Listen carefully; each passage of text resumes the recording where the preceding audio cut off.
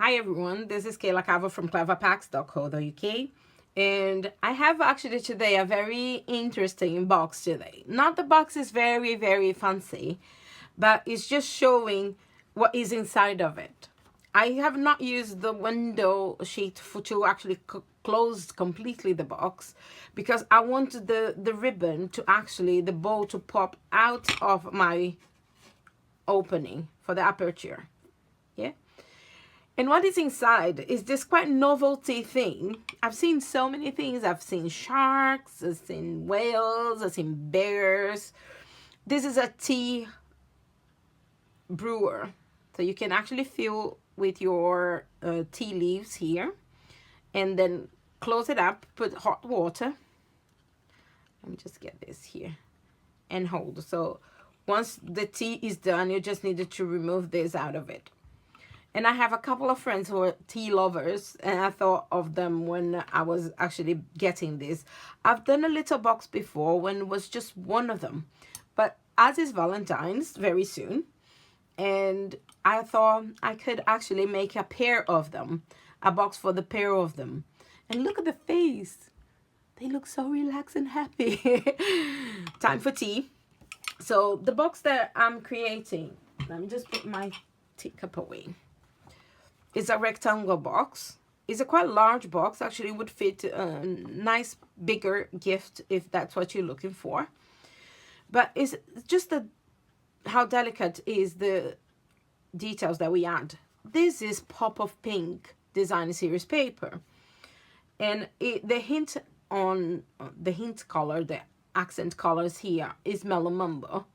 Yeah, so I'm using a little bit of gold, silk, very vanilla, and is falling in love embellishment. And I want to show you because Pop of Pink is one of those papers that you can use all year round. This one, of course, is full of hearts. That's why I chose. But you have black and white monocolor paper combined with Mellow Mumbo. I love this stripe one. I've used quite a lot this paper. This is probably my 4th or 5th pack since the annual catalog came about, because I can use both for male and female boxes when I'm creating with this one. I'm just going to put to the side, and I'm going to just get the paper that I actually need, which is this one, and I'm going to give you the measurements. Put this away. So this paper is 8.5 by 12 inches. So we're going to use the full width of this paper. As you saw, it's a large box. So what we're going to do first, I'm going to score the short side first. And I'm going to use my, the thicker part of our scorer, because this paper is quite delicate. So when you actually pushing, don't push too hard so you don't break it. So on the short side, I'm going to score 2 1/4, 5 3/4, and 8. I will give you the metric on my blog, so just come back, go to the blog and have a look. On the long side, we're going to score 2 1/4, 5 3/4, 8, and 11.5. So on this one, all that we need, I wanted to keep the what will be our lid, which is the second part when we scored, but we're going to eliminate all the other sides, just leaving a little bit on the short ones. But I'm going to show you what do we need to cut now. First, I'm going to actually fold and burnish all the score lines that we've done.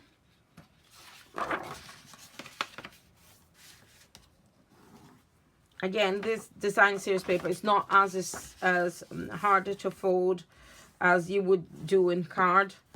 So you don't need a lot of strength when you're actually doing this part. But as you go folding, you will realizing that there is a back and there is a front for your box in this case. And the back is going to be where you have the joining part. So the small lip. This is the back of your box. And that's what you're gonna use as a guidance to actually now cut the parts that you don't need out of your box. Okay, I wanted the box to close to the back, so whatever is the one that I'm gonna leave it all, this is the front of the box. So let's cut first of all on all the bits on the bottom. Let me get these scissors, and you cut all the way to the second score line, in the case when you have the lip here on the bottom. So you cut to the second score line. It is a large paper, so you end up having to move around as you go along. And you're not gonna need this square or this little, this rectangle or this little square. So we're gonna come all the way to the score line and actually wedge in. Same on the bottom part. So you wedge in and you lose this part here. You only need to the body of your box where you're gonna join. And now we're gonna cut the bottom part as well.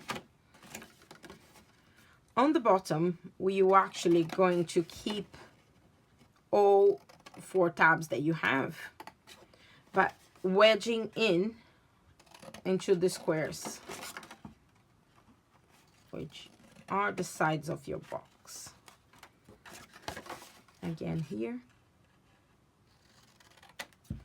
and here. It's just helping you to not pushing the box to be in a funny angle when it's actually closed. Now on the top, as I said, we only need the front part to be complete. This bit is just so you help and doesn't show when it's open. When it's closed, you don't see inside of the box. So the square ones, we're just gonna cut all the way here and just leave about 3/4 of an inch. And the last one, which is the back, we're gonna remove completely. We don't need at all, because that's exactly where the box is gonna come and close. So let me show you how it looks like now that we cut everything that we needed to cut. This is how it looks. Okay, so now to create our window, I've used, and I don't know where I put it now. I was here. I use this lots of labels frame lids. It's one of those other that I actually getting myself now to start using. I had for a long time, and this is probably the second time that I'm using it. And what I wanted was to create a frame for the outside of the box, but I need also to cut the box. I couldn't cut the box until now, simply because I didn't have, I need to know exactly where would it go. But then you end up with this tab that you're not gonna use, and the frame that you're gonna put it here.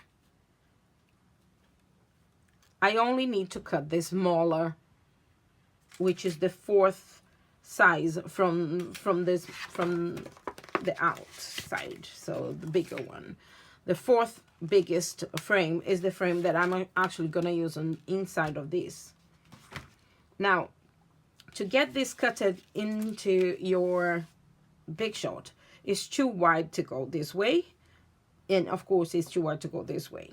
What I found out is that if I actually fold this like this, it will go through the machine without actually cutting the other side that I don't need cutting. So I'm gonna put on the big shot now with this up, and I will come back in a second. Just want to show you guys, this is how it looks like now that it's done. So the only part that actually cut was the front of the box, and the window is done. So I would keep this bit and use another project if you may. And what we need to do is to glue this frame back here. If you decide to put the small bits inside of this, different than what I'm doing, you just get the window sheet and actually put down here before you actually glue this, or just attach it to the back of the box before you actually assemble. It's much easier to do this way.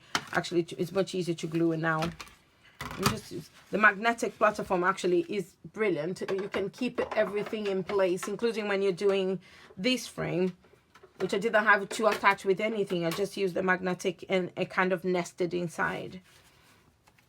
Let me just get a little bit of tumble glue in this one and add it to it. In the past, I have added my double-side tape, tearing tape, before I cut it. So when I actually finish cutting, it will be just peel off. It's a lot of work if you're actually doing more than one of these. You will say that, yeah, I don't have enough time to do all of that. But this box is pretty easy now. You just need a little bit of glue on the joint here, which is just, I'm using fast fuse. If you prefer tumble glue, wet glue, just go for it. It's just my preference, and I find it much easier to record the videos actually using fast fuse. But it's very unforgiving. Just bear that in mind. If once you're glued, you can't come back to it. I like to see it neat. So what I'm gonna do is I put first one the back of the box, then I'm gonna add the two flaps on the side, and I'm just literally just adding like a dash of glue. So to keep it, let me get this, to keep from moving. And we're gonna, the major gluing, if you say, it will be on the bottom. Just add to, fast fuse is extremely strong. This way, nobody's gonna see the joint at all. So when you see inside of this box, looks so neat and perfect. Just like the things that we buy in shops. And what are we gonna do? I'm just gonna actually trim a little bit here. Let me get my paper snip. Just trim a little bit on these sides. A tiny, tiny bit. How easy is that? It's a quick box to go. And again, I will do the same here. And the box itself is ready. Oops. Too rough. There we go. The box is ready to go. All right. What we need now is just a little bit of sentiment and embellishment. I'm using basic black for this stump. And I'm going to use the classic label with 2 layers of it. If you see here, I have Send with Love and a gold and mellow mumbo just to match the colors that we've been using. I have been using all week long the Sealed with Love stump set. Is just so I wanted to show you guys how versatile it is. How many, there are 27 different stumps in here. So I thought there is a lot to go on. I can actually make a whole week worth of videos using absolutely just one stump set. And here we are with this one. I'm gonna add here. And just realized I didn't stamp properly the love part of it.